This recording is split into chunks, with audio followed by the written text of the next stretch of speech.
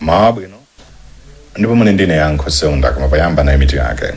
Anthu opitirira 7 million alembetsa kuti adzaponye voti pa chisankho cha chaka cha Mmawa. Malawi Law Society yati nkofunika kuchepetsa mphamvu za mtsogoleri wa dziko lino pa nkhani yosankha mamembala a Judicial Service Commission. Nkhani zina mlandu okhuza momwe anoma mchisale anapezera chuma chawo china upitirira mwezi wa February chaka cha Mmawa. Ndizi komanso nkhani zina zambiri tendikhaire modzi. 7 million alembetsa kuti adzaponye voti pa chisankho cha chaka cha Mmawa. Malingana ndi Malawi Electoral Commission, MEC chiwerengerochi ndi cha anthu amene alembetsa m'magawo onse atatu akaundula wa voti amene bungwe likhale kuchititsa pakati pa miyezi ya Oktoba ndi Disemba chaka chino. Bungwe latinso anthu opitirira 2.5 million alembetsa m'gawo lachitatu la akaundulayu. Pemphero Malimba walemba ripoti limene akuwerenga ndi Eric Sikiti. Kudzera mukalata imene bungwe latulutsa ndipo yasayinidwa ndi mkulu woona za chisankho a Andrew Mpesi pa chiwerengero cha anthu 2.5 million omwe alembetsa m'gawo lachitatu, opitirira pang'ono 1 million ndi abambo pamene 1.4 million ndi amayi. Mpesi ati izi zikusonyeza kuti anthu 70 pa 100 aliwonse ndomwe alembetsa m'gawoli pa chiwerengero chomwe amembekezera cha anthu 3.5 million chomwe National Statistical Office idawunikira kuti adzakhala atakwanitsa zaka 18 pofika tsiku la chisankho chaka cha Mmawa. Iwo atsindika kuti potengera kuti ichi si chiwerengero chotsimikizikiratu, chiwerengerochi chikhoza kusintha kaundulayu akaunikidwanso. Bungweli lachititsa gawo lachitatu m'makonsolo a Mberwa, boma la Lilongwe, mzinda wa Lilongwe, boma la Mangochi, tawuni ya Mangochi, Mwanza, Chikwawa ndi Nsanje. Ntchitoyi yatha pa 11 mwezi uno. Izi zikusonyeza kuti anthu oposa 7 million ndi amene alembetsa mkaundulayu m'magawo onse atatu, pamene m'magawo awiri apitawo zotsatira zoyamba zinaonetsa kuti anthu 4.6 million ndi amene analembetsa. Pakadali pano gulu la mabungwe amene amalondoloza za chisankho la Chisankho Watch lati gawo lachitatu la kalembera wa voti nakumana ndi mavuto. Mkulu wa gulu uli Bishop Gifford Matonga wati ena mwa mavutowa ndi mchitidwe wopereka ziphuphu kwa anthu amene amalembetsa mukaundulayu. Amatonga ati mamembala a chipani cha Malawi Congress MCP ndiwo amachita zimenezi kwambiri. Amatonga afotokoza. Musabata zingapo zapitazi zipani zotsutsa boma zakhala zikukakamiza wapampando wa Malawi Electoral Commission komanso mkulu woyendetsa chisankho kuti atule pasi maudindo awo.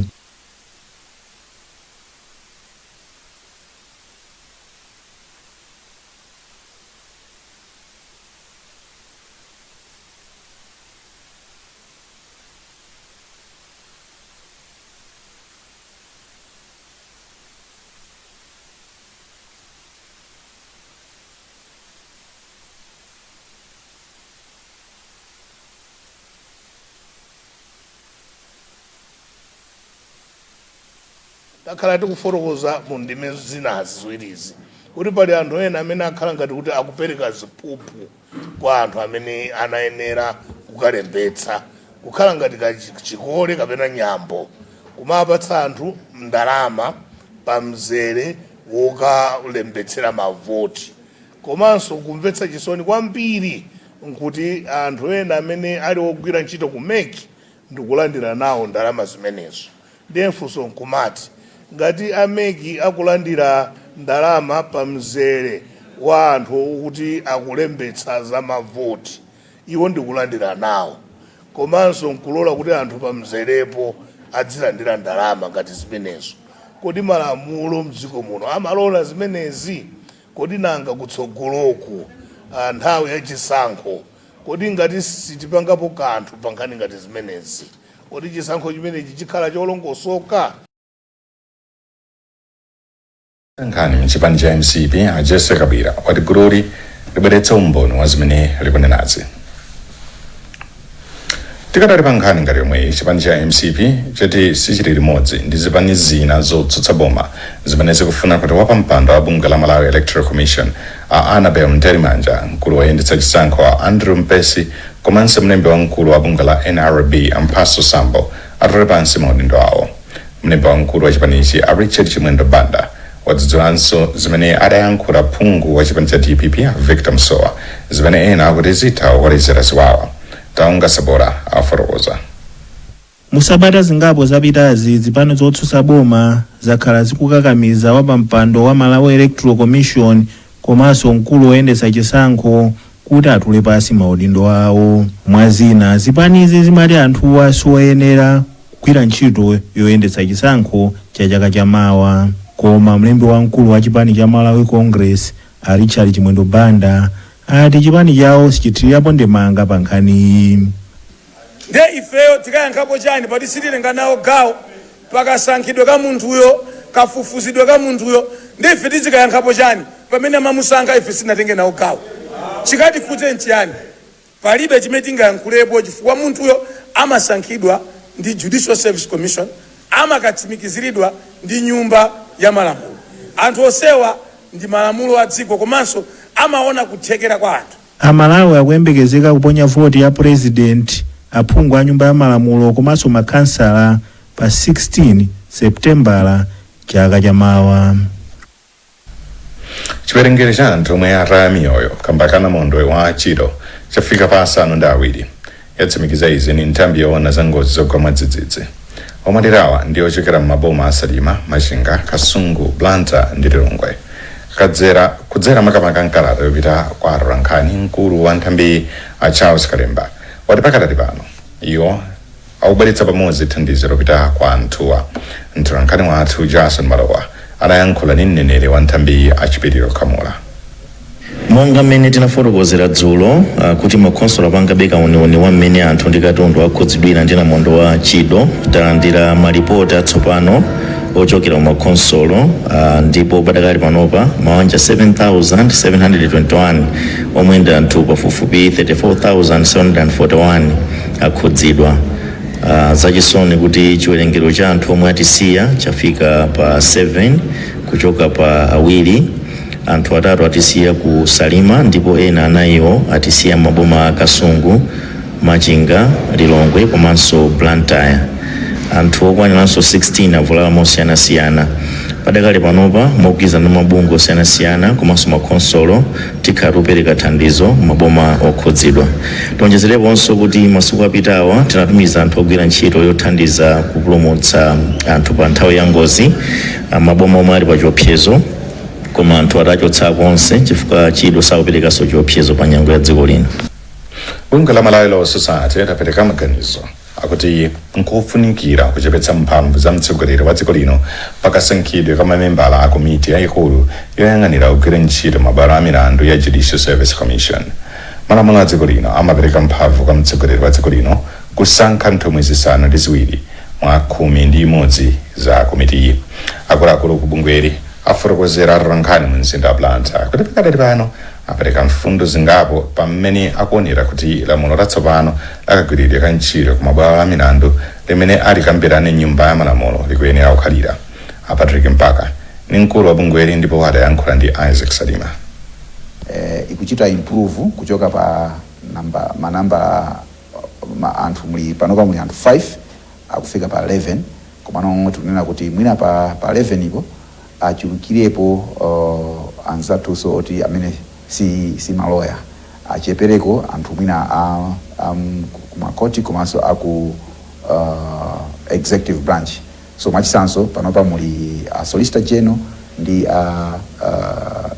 Chairman wa Civil Service Commission. Ndetu na kuti mwina awawa Chairman wa Civil Service Commission atachoka nkuikapo a member of the general public chifukwa mkhanga tino mwachuluka executive branch. So pali zinthu zimenezo, pali zinthu zina zokhuza ndi ndondomeko za kasankhidwe ka majaji kuti tikupempha kuti mwina tikuunikira kuti mwina momwe atulukira pano ndime namba 18 imene ifuna ikhale section 18 mu malamulo amenewa yachita bwino kuti anena kuti ikufuna pakhale merit and equal opportunity. Nthambi yoona zolosera mmene nyengo ikhalire yalimbikitsa anthu mdziko muno kuti asade nkhawa malinga ndi kuti mvula iyamba kugwa bwino kuyambira sabata yamawa. Madera ambiri mdziko muno akhala asakulandira mvula ngati ino ndi nyengo ya mvula. Isaac Salima afotokoza. madera ambiri mdziko muno akhala sakulandira mvula yambiri ngakhale kuti dziko lino lili mu nyengo ya mvula.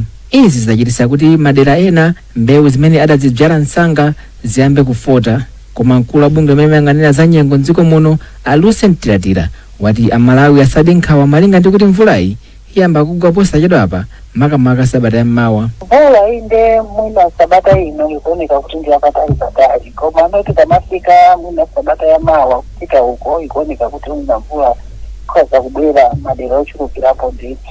Ngakhale tikalowa ku nyengo ya mvula komano masystem athu enieni amene amabweretsa mvula yokhazikika ija anakhazikike zenizeni amene wakangokhazikika which we are hopeful kuti akhazikike kumapeto kwa mweziwo ndekuti ino mvula ikhala yolongosoka. Nyengo ya mvula mdziko muno kwambiri imayamba cham'ma Okutobala kukafika cham'ma Epulo chaka chilichonse, koma chaka chino zikuoneka kuti ndi nkhani ina pamene mvulayi yachedwa kwambiri. Izi zikuzanso pamene chaka chatha nyengo ya mvulayi dziko lino sidalandire mvula yambiri, pamene mchigawo chakumwera madera ambiri mvula idasiya msanga, pamene mchigawo chakumpoto mvula idagwa kwambiri zimene zidachititsa kuti anthu ambiri akuloleza kudya zochepa.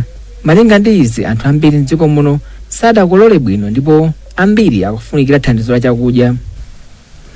Mlingo wakakweredwe ka zinthu mdziko muno watsika kufika pa 27% mwezi wa Novemba kuchoka pa 32.4% mwezi wa Oktoba chaka chino. Izi ni malinga ndi ripoti la bungwe la National Statistics Office lomwe alitulutsa lolemba. Benedetta Chiwanda Mia wadza ndi ripoti lomwe akwerenga Florence Male. Izi zikutanthauza kuti katundu pa nsika anakwera pa mlingo wa 27 kwacha pa 100 kwacha iliyonse mwezi wa Novemba kulekana ndi mwezi wa mbuyo wa Oktoba pamene katundu pa nsika anakwera ndi 32 kwacha pa 100 kwacha iliyonse. Ripoti la bungwe la NSO lati mlingo wakakweredwe ka mitengo ya chakudya nawo watsika mnyengoyi kuchoka pa 40.3% kufika pa 33.7%. Izi zikutanthauza kuti ngakhale zinthu zikupitirira kukwera mdziko muno koma mlingo wakakweredwe ka zinthu kwatsikirako. Katundu koyamba patatha miyezi 12 kuti inflation itsikireko mosapyola 30%. Izi zinachitika komaliza mwezi wa Novemba chaka chatha ndalama ya kwacha isanagwetsedwe mphamvu ndi 44%. Tipitirize wapasirani nkhanizi mukathaonera izi. Welcome to Premier Beta. You have tried the race, now play the best. Win big with Navigator. Watch your payout soar higher and higher, but cash out before your winnings fly away.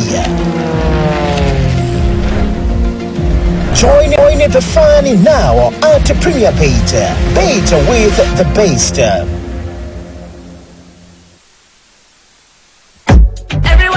Foods with protein are good for us. A wonderful meal for the family. A little beautiful onions, a little tomato. Mix it up and it's ready to eat. Top soy, we're happy life. All you need is top soy. With the top taste, brighten your day with top soy, top soy, top soy. Top soy soya pieces is a world-class Malawian top relish made with top quality, top taste, and top value, and is perfect when served with rice, sima, spaghetti, and so much more. Buy yours today in all wholesalers and retail shops across the country. Top soy, truly a top relish.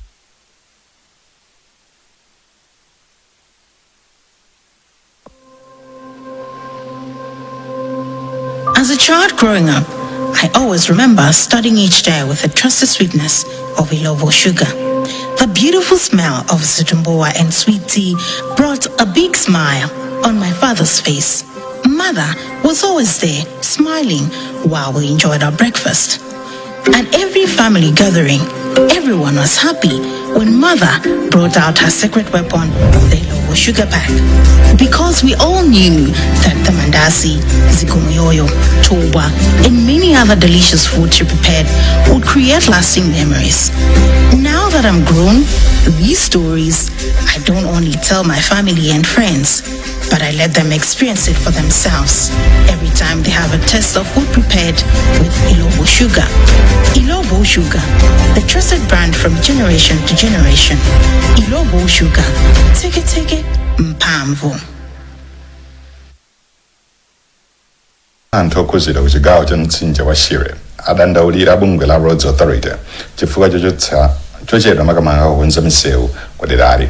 Misewu iyi ndi monga ya Sidikmia Highway, Gwanda Chakwamba Highway, misewu 4 Bridge, Mtaya Moyo Bridge ndi Chapananga Bridge.